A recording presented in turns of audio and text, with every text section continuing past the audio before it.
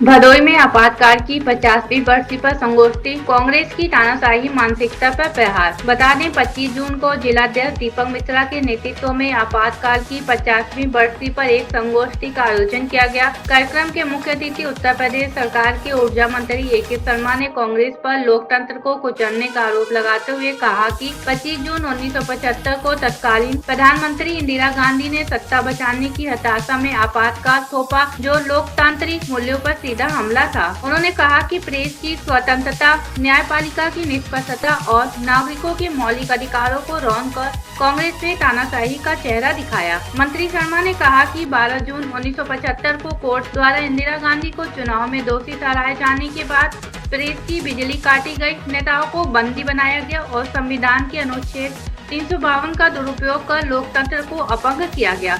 उन्होंने आरोप लगाया कि आज भी कांग्रेस की मानसिकता नहीं बदली है और सोशल मीडिया पर दुष्प्रचार के जरिए वह नई डिजिटल इमरजेंसी की रणनीति पर काम कर रही है। जिलाध्यक्ष दीपक मिश्रा ने कहा कि 1974 की रेल हड़ताल और गुजरात में राष्ट्रपति शासन आपातकाल की भूमिका थी। उन्होंने बताया कि 1978 की शाह आयोग की रिपोर्ट में आपातकाल को असंवैधानिक ठहराया गया, लेकिन 1980 में कांग्रेस ने इसे नष्ट करवा दिया। भदोई से फारूक जाफरी की रिपोर्ट। आपका इस पत्रकार वार्ता में बहुत बहुत स्वागत है सभी मीडिया के मित्रों का। जिले के आप देख सकते हैं कि हमारे वरिष्ठ पदाधिकारीगण, भारतीय जनता पार्टी का परिवार यहाँ उपस्थित है। इन सब की उपस्थिति में कांग्रेस ने 50 साल पहले आज ही के दिन 1975 में इमरजेंसी लगा करके देश के लोकतंत्र के ऊपर जो कुठाराघात किया था, उसके बारे में जनता तक जानकारी पहुँचे आपके माध्यम से। इसके लिए आपको विशेष रूप से आमंत्रित किया गया है। आप सबको जानकारी होगी ही कि उन दिनों की कांग्रेस की सरकार, जिसकी मुखिया इंदिरा गांधी जी हुआ करती थी, 1966 में प्रधानमंत्री बनने के बाद से ही उनके शासनकाल में देश एक के बाद एक अनेक समस्याओं में ग्रस्त रहा और जब उन समस्याओं से वो निजात नहीं पा पाते थे तो कोई न कोई संविधान में संशोधन करने का, कोई न कोई कानूनी रास्ता अख्तियार करके, पब्लिसिटी लेकर के या तो जनता का दमन करके, नेताओं का दमन करके, लोकतंत्र का दमन करके वो अपने शासनकाल की, अपनी पारिवारिक व्यवस्था की बागडोर को चलाए रखने का उनका पूरा अभिगम होता था, इच्छा होती थी, मंशा होती थी।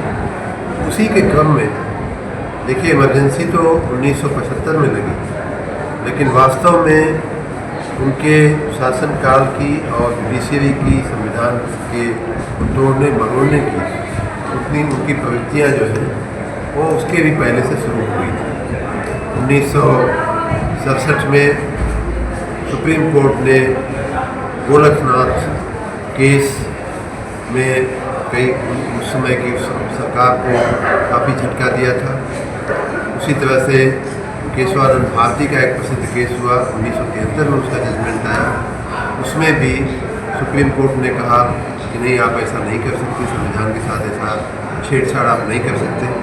इन दोनों, गोरखनाथ और केशवानंद भारती, दोनों ही केस इसलिए उपस्थित हुए थे कि इंदिरा गांधी सरकार ने संविधान के साथ के बेसिक स्ट्रक्चर को बदलने की कोशिश किया था और उदाहरण के रूप में फंडामेंटल राइट्स को निचले पायदान पर रखते हुए उन्होंने संविधान करने के लिए परिवर्तन करने की कोशिश किया था, जिसको सुप्रीम कोर्ट ने रद्द किया था।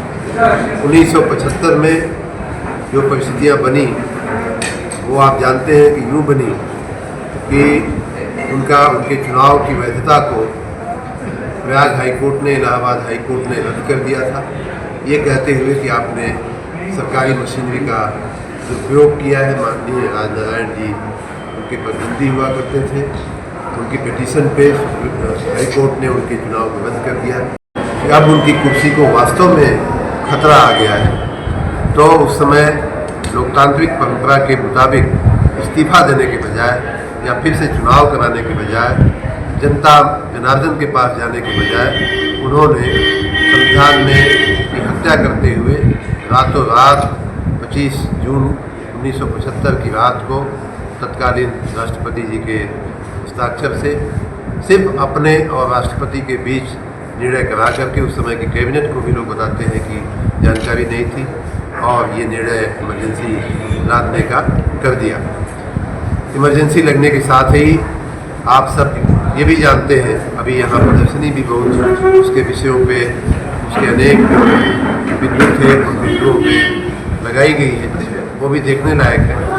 हमारा जो कार्यक्रम हुआ उसमें भी एक लघु फिल्म भी दिखाई गई, जिसमें इस इमरजेंसी की क्या क्या त्रासदियाँ इंदिरा गांधी ने की देश पर, वो सब कुछ दिखाया गया है। लेकिन लोकतंत्र की दृष्टि से अगर बात किया जाए तो पूरी प्रेस पे, आपकी दृष्टि से अगर हम बात करें तो आपको मालूम होगा कि पूरी प्रेस पे सेंसरशिप लगा दिया गया था।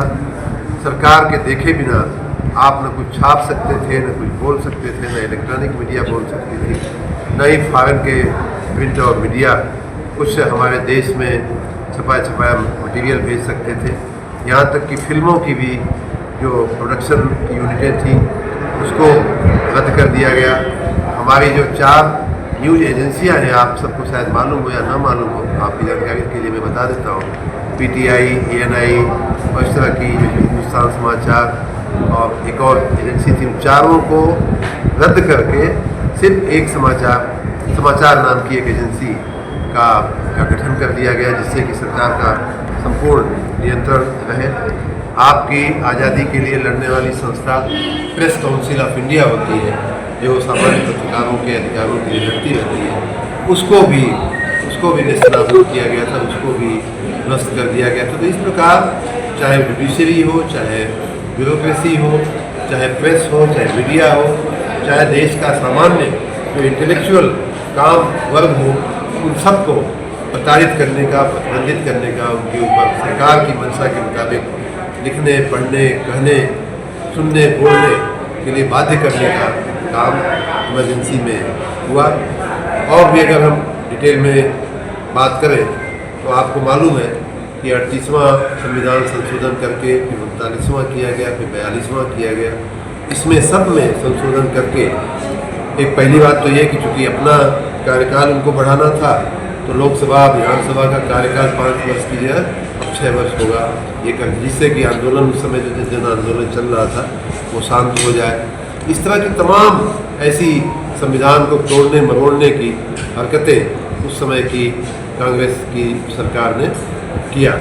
इमरजेंसी लगाने का निर्णय कोर्ट में चैलेंज नहीं किया जा सकता। इमरजेंसी के समय अगर किसी की हत्या भी हो जाए तो उसमें पुलिस अगर गोली भी मार दे किसी को पकड़ के अंदर बंद कर दे, तो भी उसे कोर्ट में जाने का अधिकार नहीं था। मीसा और ऐसे तमाम काले कानूनों के जरिए लाखों लोगों को जेलों में बंद कर दिया गया। उसमें गर्भवती महिलाओं से लेकर के छोटे बच्चों वाली महिलाएं, वृद्ध लोग, नौजवान लोग, तमाम लोगों को उसमें जेलों की कालकोठरियों में बंद कर दिया गया। करोड़ों लोगों को 1 करोड़ 7 लाख का एक फिगर सुनने देखने में हमारे पास है, आपको भी गूगल में उपलब्ध हो जाएगा। 1 करोड़ 7 लाख लोगों की नसबंदी कर दी गई। उन नसबंदी करे जाने वाले लोगों में ज़्यादातर लोग गरीब, सामान्य, मध्यम वर्गीय या तो बिल्कुल निचले पायदान के हमारे समाज के लोग थे। रिक्शा चलाने वाले लोग, गाड़ी पटरी पे व्यापार करने वाले लोग, ठेले पे सब्जी बेचने वाले लोग, ऐसे लोगों को रातों रात पकड़ करके उनके ले आकर के नसबंदी। तो नारा था गरीबी हटाओ, लेकिन वास्तव में किया क्या? गरीब हटाओ का काम इन लोगों ने किया। 1 करोड़ लोग, मतलब अगर वो नसबंदी नहीं होती उनकी, नौजवानों में 1 करोड़ 7 लाख में से अगर 1 करोड़ भी नौजवान रहे होंगे और उनकी अगर प्रोडक्शन क्षमता, बच्चे पैदा करने की क्षमता 2-3 के हिसाब से देखा जाए तो 3 करोड़ 4 करोड़ गरीबों की आबादी इस देश से कम करने का काम कांग्रेस सरकार ने